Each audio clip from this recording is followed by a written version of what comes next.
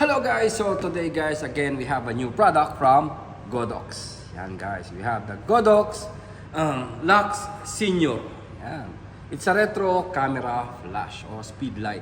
So if you are looking for a speed light with a new design but retro design, yan, this vlog is for you guys. So again, the Godox Lux Senior. So we will try to unbox and check what's inside the box of this Godox Lux Senior. So let's go.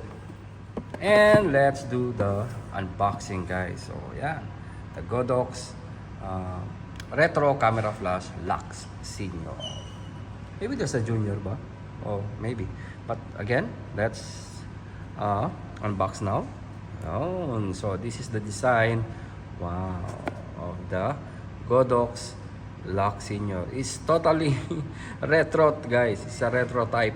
And there's no LCD, so you cannot see any LCD, but it's USB-C. So I think it's a built-in battery and charge via USB-C.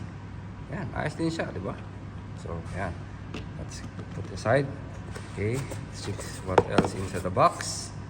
Oh, you have the cable from sync cable. I think sync cable to 2.5 jack. And USB for USB to USB-C connector. So yeah, and silica gel. Oh, you have a styling pouch. It's a pouch, and you have your manual. So this is what inside the box of this Lux Senior. So yan. So it's the manual. Okay. Yeah, let's open now guys. Yeah, it's a flap. Yun. Then yeah, parang iano mo siya rito. Okay, let's open. I think this is a very good light for a retro type of camera also.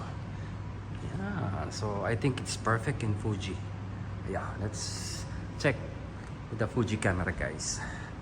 Yeah, we have the Fuji X-T3 with the graphite edition, or the silver. Yeah, then lock. Yan, lock natin.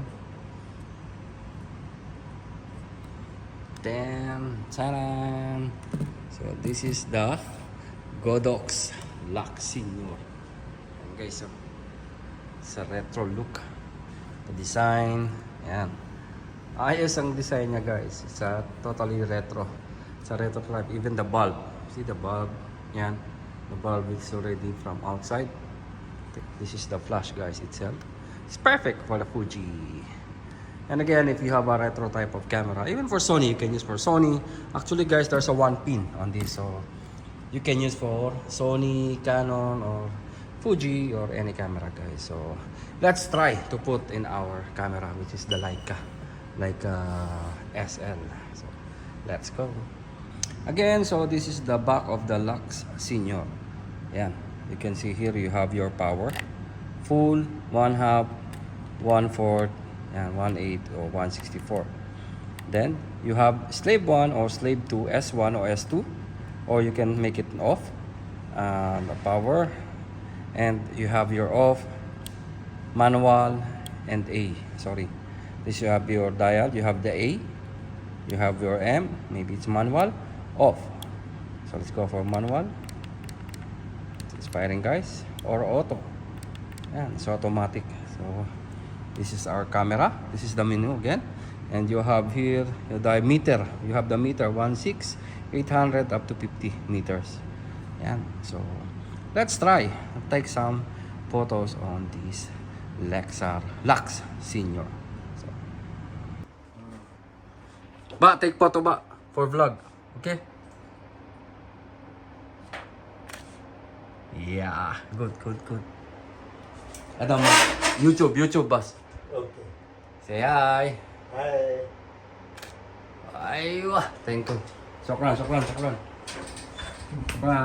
YouTube. YouTube, yeah.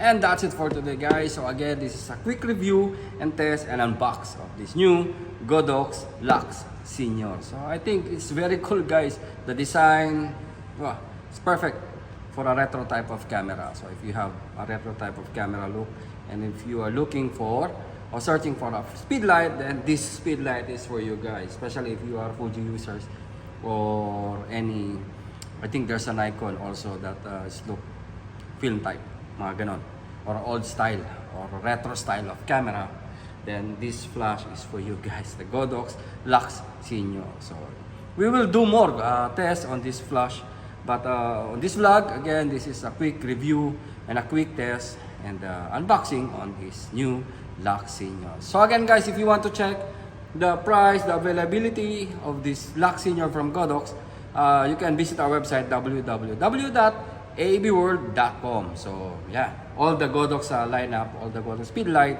from AD series, SK series, or any Godox lights, just name it. You can check to our website and yun, search nyo lang all the Godox product that we have in AD World. So again, flex time. I want to flex my team. This is Team Positive Vlogger. Shout out to all the admin members ng Team Positive.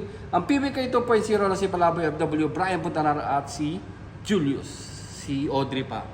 Yun, hanggang dito lang. Thank you and again, Lux Senior.